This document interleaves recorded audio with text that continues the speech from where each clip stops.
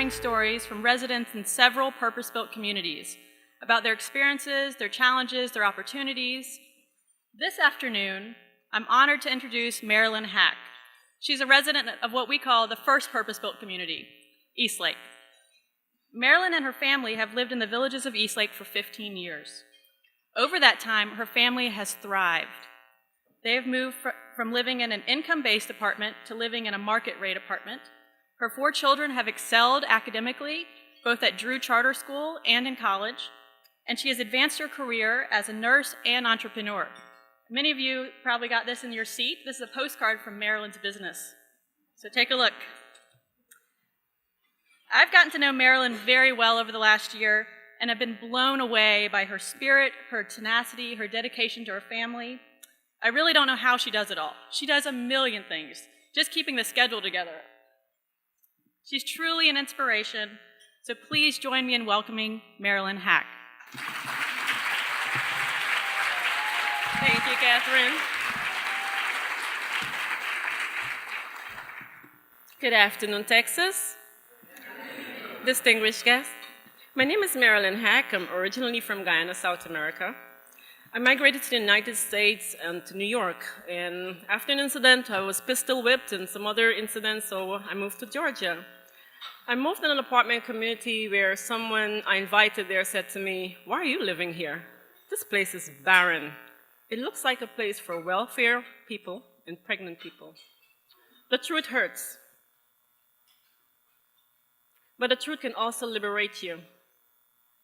Some time ago, one of my neighbors said to me, "There's an apartment community in Atlanta that's accepting applications."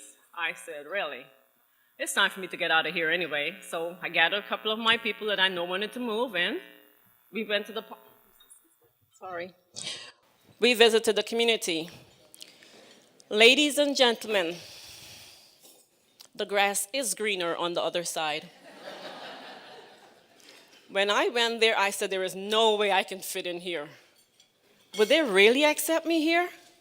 The grass was green, the flowers were blooming, the gate worked. Filling out my applications, about 2 weeks after that, Larry called. "Larry, wherever you are, thank you." Larry worked for, I think, the housing community. He was very kind. He said, "Well, part of the process for you coming over here, we have to inspect your apartment." Inspect my apartment? Everybody knows that the one thing I did for my kids was to provide them with a safe, clean home. And I was the only apartment, my apartment was the only apartment that had a chandelier. Somewhere along the line, I heard Oprah said, "When you walk into your home, it should rise up to meet you." I guess I was forward thinking. Purpose-built community to me provide me with stability and safety. Poor people really do have dreams. Poor people are not poor. We are rich with ideas. The thing that we're missing is financial resources and opportunities. Speaking of which, the Eastlake community has provided me with. I had dreams of becoming a homeowner, dreams of having my own business, dreams of having degrees. And with my kids, I said, I am not gonna let this define me. We're all gonna have 2 degrees. And that was my thing that I did. Everybody have 2 degrees. With the support of the Eastlake Foundation, I am a proud business owner. I drive around with my mannequins in my trunk, and I teach CPR in people's homes, offices, and in your chair there's a flyer, and I am welcome to come to any of your corporate luncheons, dinners, anything. I think it's a perfect icebreaker. I can drive to North Carolina, 4 hours. I could drive to Ohio, 12 hours. I think I could make it to Texas in 12. But I can also fly with my mannequins and my AED. Thank you very much. My children. The first girl, Deslyn, she has 2 degrees. She has a degree in criminal justice, and she has a doctorate in pharmacology. She is a pharmacist. Some time ago, I was interviewed by TBS, and she called me. She said, "Mommy, I didn't know we were poor. I didn't know we live in poverty." I said, "Well, I guess my tax return said that, but if I'd allow you to think that way, would you be making 6 figures?" And I hung up the phone on her. My son Paul, a graduate of Jew Charter, he has obtained a degree in business management, and he promises, so I have to cross my fingers and toes, to go back to get his master's. My daughter, Therese, she's currently in college with the help and support of the Eastlake Foundation and other foundations. She got a scholarship to the only college she wanted to go to. She is studying to become an environmental engineer. You see how hard that is for me to say?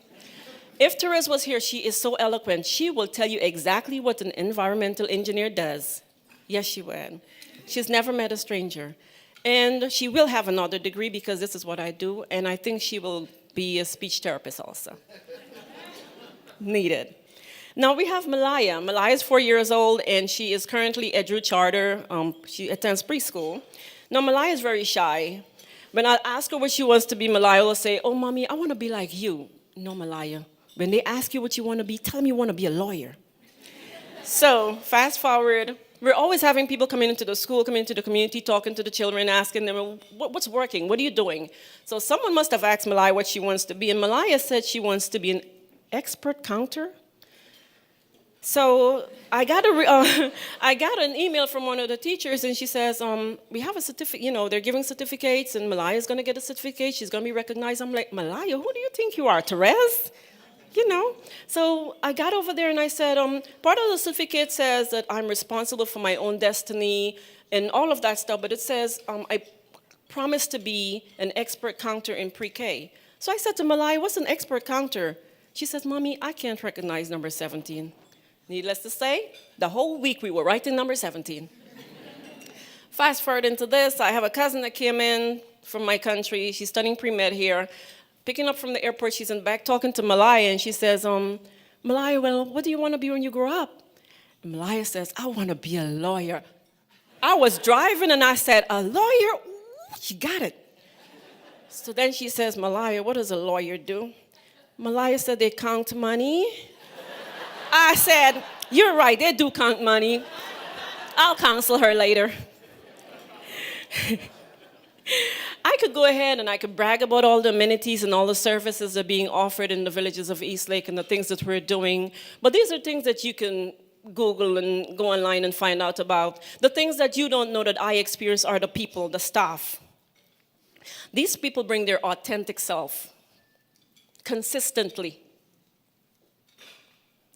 Some time ago, there was someone in the panel here, and he was talking about having a community event, and he brought boxes of pizzas. I don't know if any of you remember that. And maybe 5 or 10 people showed up. And his colleague showed up with a pen and paper, and she got about, 45 people? So when you go back to your communities, please, your authentic self. Purpose-built community works. It really does. Changing neighborhoods, changing lives. I say, one healthy individual, healthy family, healthy communities. In closing, the saying that it says that it takes a village, it really is true. In my case, it took the villages of Eastlake, Atlanta. Thank you.